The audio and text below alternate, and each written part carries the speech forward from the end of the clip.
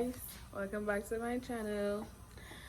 I hope you liked the last video that I posted. Yes, I was nervous in the last video. So today I have a new topic I want to talk about, which is my pregnancy journey with my last son. So let me start off by saying that this pregnancy was a planned one. Both me and my husband and I decided we were ready to have a kid. Well, it will be another kid for me and my husband's first child. So on November 2nd, on November 2nd of last year, I took a test and the line was so faded, like really faded, and I was like, no, it have a line, like it really have a line. And the reason why I told myself that the line is there because I used the Glow app to track my period, and like in the forum it has people who be showing their pregnancy test and the lines be faded, but it has this app that you could use and it's going to show you that the line is there. And I was like so nervous and I was happy at the same time. So then I took another test, but I'm going to show you the first test that I took and how faded the line was.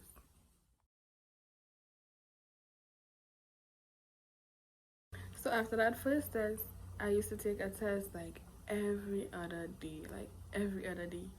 Sometimes I take 2 tests a day. And my husband used to be like, yeah, we know you're pregnant. Well, you don't have to take a test every other day. But I was just so excited. I was excited with my first son, but I shouldn't say but.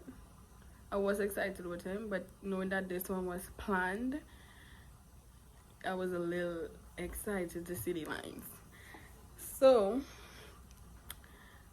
how I told my husband is he was at work, and when he came home I was trying to do this whole big surprise, but my husband, it could never try to surprise him or prank him. It always had to do.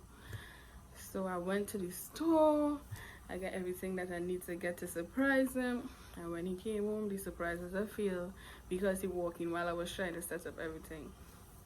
So yeah, he spoiled the surprise. So he found out, he was so excited, like he was so happy, he cried, like he was really happy. And both of us was just happy from there. We used to live in North Carolina and we moved to New Jersey, and my pregnancy was like, it was kind of rough at the beginning because I was like sick every day, throwing up every day. At one time I threw up and it choked me and I was like not breathing for a little bit, and it was so scary. And then going along with the pregnancy, like I always used to be in a lot of pain and all the stuff. And then I had my baby shower, and my baby shower was the 15th of June. My due date was July 21st, and the day after the baby shower, which was a Sunday, June night, I was getting contractions. So I went to the hospital and they gave me medication. They said I was in early labor, so they gave me medication to stop it. So the Friday I had my regular checkup with my doctor, and when I got there I was told that my blood pressure was really high. But even before I went to my doctor's appointment, the entire week my foot was swollen, I was having constant headaches, and I was like, no, I know something not right. So getting to the doctor, finding out that I have severe preeclampsia. So my doctor sent me straight to the hospital. She was like, you're not going back home, you're going to the hospital until they clear you. Apparently they didn't clear me, they admitted me. So I had my son. I got admitted to the hospital on Friday the 21st of June, 1 month exactly from my due date. And I had my son the next day, the Saturday, which was the 22nd of June. So they admitted me. They confirmed that I have severe preeclampsia. So ain't no way I was going home. So I was scared. My husband left work. He came to the hospital. I was so scared. I was like, I don't know if I was ready. Then at a point I was like really tired of being pregnant. I don't want to sound bad, but I was like a little tired of being pregnant. And then scared, as I said, scared. So when my husband got to the hospital, they admitted me to my labor room, and at the moment I was like 2.5 centimeters dilated, and I really didn't want to take epidural. Like with my first son, I had him back in my country in Trinidad, and I did not get epidural. You don't get those stuff there. You have to take your pain, bear it out. You can scream, you can cry. They're not gonna give you any medication. So I was like, I did it the first time. I was 16 hours induced labor with my first son, no medication. I was like, you know what, I could do this again. But lo and behold, I could not do it again. My doctor was like, you should take the epidural because I was really I was dilating really slow. So she told me the best thing was to do was to take the epidural because I wasn't sure how long I would have been in labor for. So they induced me, and like I got induced like around 8, and I got my epidural like after 2 the morning. And from there, everything went well. I was dilating faster. My cervix was getting softer really quick. And I had my son at 4:54 on June 22nd. It was so, I don't even know how to explain it because my husband cried. That was his first kid. My mother-in-law was there. She cried. She was so happy because it was her first grandkid. And because they said it was early labor and I had severe preeclampsia, and I was put on magnesium, my son was taken to the NICU, and we spent like a week and more, like a week, almost 2 weeks in the hospital. My son was in the NICU. They started him off on chest.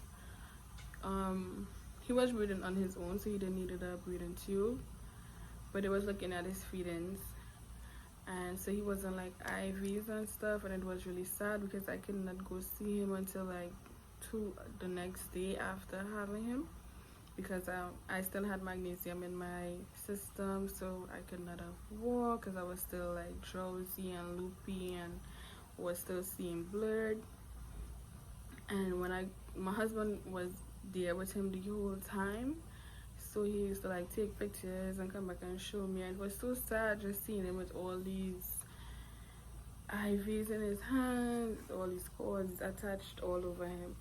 And then when I did get to go see him, they told me that they have to put a feeding tube into his nose because he was not eating the amount that they wanted him to.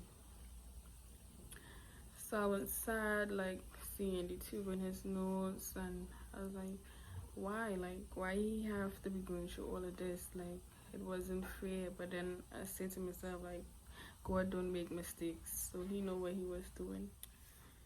So fast forward to like 3 days after being in the hospital, I had was to go back on magnesium because my liver enzymes went up really high, so they had to put me back on magnesium, and my headaches was crazy, so they had to do MRIs and all of that on me. So putting me back on the magnesium made my liver enzymes go back down, and I'm guessing it's the Tylenol is the cause of my liver enzymes going high. So if you're pregnant and you'll go to have a child, Like, don't take a lot of Tylenol because that make your liver enzymes go up really high and it's not good. So after almost 2 weeks in the hospital, both of us was discharged on the same day, and I was so happy because I was over being in the hospital, over with my son being in the NICU, going through all what he'd been through, because it was really sad seeing him go through all that he had to. We finally get to come home. We were so happy. Like, when he was in the NICU, he used to like get up like every 3 hours. The first night we got home, he slept through the whole night. I was like, yes, I know you home now, you comfortable. So here, I just wanted to give you a little story about my pregnancy. And yes, I have a son, a first son. He is 6 years old. His name is Kwame, and I have a 4-month-old, and his name is Dacion. I love my kids so much. Like, I really love them. So this was just my little story about my pregnancy with Dacion. And leave any questions you have in the comments. And my advice to anyone that is pregnant right now, like, eat healthy, follow your doctor's instructions, try to exercise, drink a lot of water. And I was on iron pills, so make sure to take your medication, your prenatals, because having severe preeclampsia and having to go through all that I have been through was no joke. So if you have any questions, leave it in the comments, and please don't forget to like, subscribe, and tap the notification bell. Thank you.